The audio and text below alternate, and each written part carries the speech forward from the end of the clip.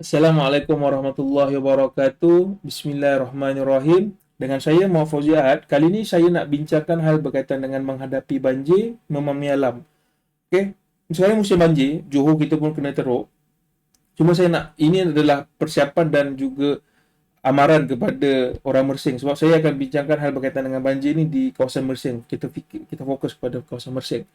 Okey. Video saya sebelum ni berkaitan dengan perubahan iklim dan juga infrastruktur. Saya dah sampaikan bila hujan itu turun, hujan itu akan mengalir, perlukan sungai, longkang dan sebagainya untuk air itu mengalir. Okay, isu kita sekarang ni kita kena faham adalah hujan itu kapasitinya dah bertambah. Jumlah hujan itu dah bertambah hari ni.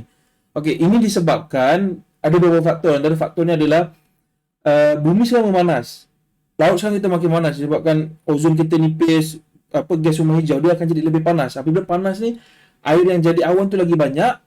Jadi awan yang banyak berlaku kat laut ni sekarang ni musim adalah monsun timur laut ni, angin bertolak ke arah kita ni, pantai timur ni, antaranya Mersing.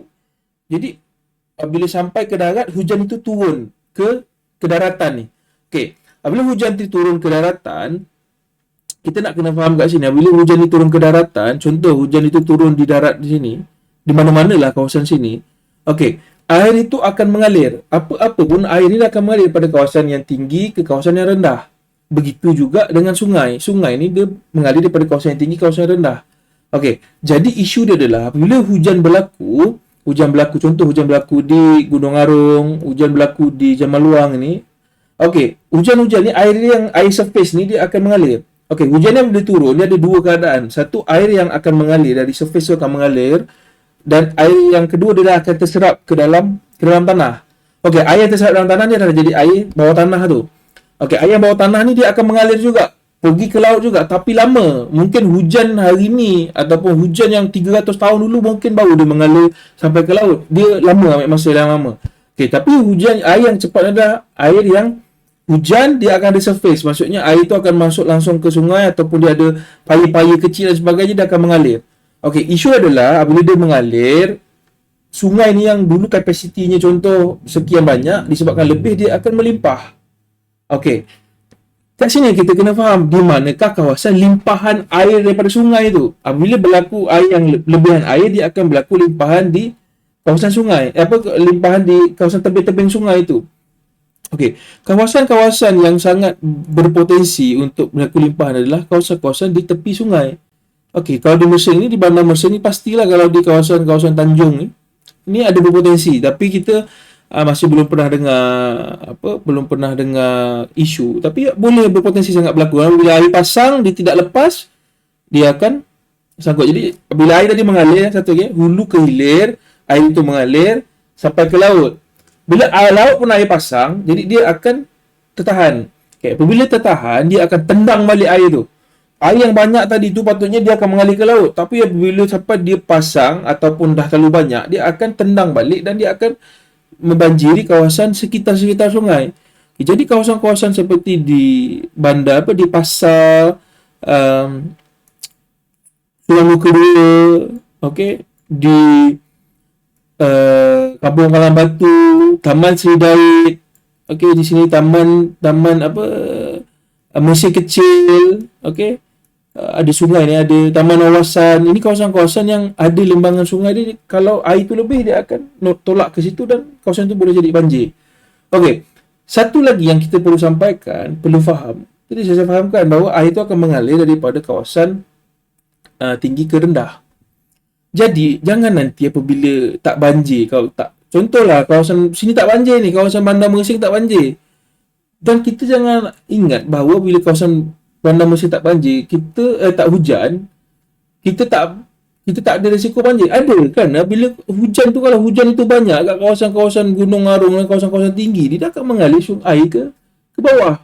Jadi, walaupun dekat bandar tak hujan, dia boleh berlaku banjir. Ini kita kena faham. Jadi, saya nak kita dekat sini faham bagaimana kita nak menghadapi banjir ni dengan memahami alam tu bagaimana. Oh, bila hujan. Jadi jangan ingat nanti, oh, bandar Mersing tak hujan, hujan tu dekat Jamaluang, hujan tu dekat Gunung Arung. Kita kemungkinan ada risiko dia. Okay. Jadi, apa yang kita perlu persiapkan? Ini kita kena faham. Macam saya sampaikan tadi, saya tidak berbincangkan hal berkaitan dengan, Jadi untuk pastikan air itu boleh ditampung, ya kita boleh besarkan sungai. Okey, tapi itu adalah jangka masa panjang punya pekerjaan yang kita perlu ambil masa, ada kos dan sebagainya. Saya nak bincangkan hal berkaitan kita perlu bersiap dengan pendekatan yang mudah.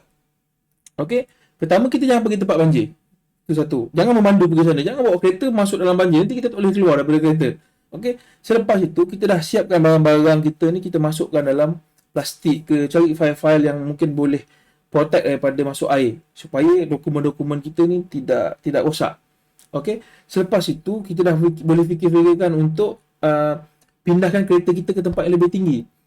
Saya mencadangkanlah kalau pihak berkuasa tempatan boleh siapkan satu kawasan di tempat yang tinggi, agak tempat berbukit, kawasan lapang, untuk orang mungkin ke depan boleh parking kereta kalau kita mendapati amaran untuk berlaku banjir itu tinggi. Jadi sebab kita sekarang ni untuk berlaku banjir ni sebenarnya, kalau betul tuan-tuan, apa ayah, apa kawan-kawan, ibu-ibu, ayah-ayah boleh cek. Sebenarnya kita akan dapat mesej dan sebagainya, kerana kita ada Jabatan Meteorologi, kita juga ada JPS. Mereka akan dapatkan maklumat dan mereka akan summarizekan bahawa kemungkinan berlaku banjir atau tidak. Jadi untuk bila macam ini, kita perlu alert.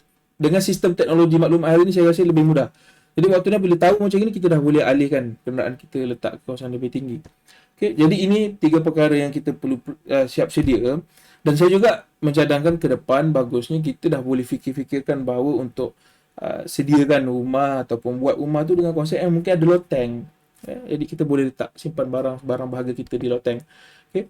Cuma berapakah ketinggian air akan naik itu kita sukar untuk baca. Tetapi macam saya sampaikan tadi, kalau kawasan tebing sungainya kawasan sungainya lebih dalam, atau tepi tebing sungainya ataupun ada lembangan sungainya itu lebih besar, dia akan mengurangkan, dia akan minimalkan lagi kesan kepada air yang melimpah ke daratan.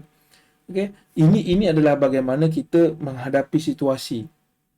Okey, jadi daripada apa yang saya sampaikan ini, marilah kita berjaga-jaga supaya, sebenarnya yang penting adalah kita tak nak, kita mungkin ada perkara kita tak boleh elakkan apabila air hujan terlalu banyak. Hujan siapa boleh kontrol? Tidak siapa pun boleh kontrol. Jadi apa yang kita boleh buat adalah apabila hujan itu berlaku, kita nak meminimalkan kerosakan-kerosakan yang ada. Jadi untuk minimalkan kerosakan-kerosakan, kita harus bersiap sedia. Okey? Jadi daripada saya, tolong fahami, tolong perkuatkan persiapsediaan kita tu. Siasat alert. Okey? Fikir-fikirkanlah dan selamat beramal. Assalamualaikum warahmatullahi wabarakatuh.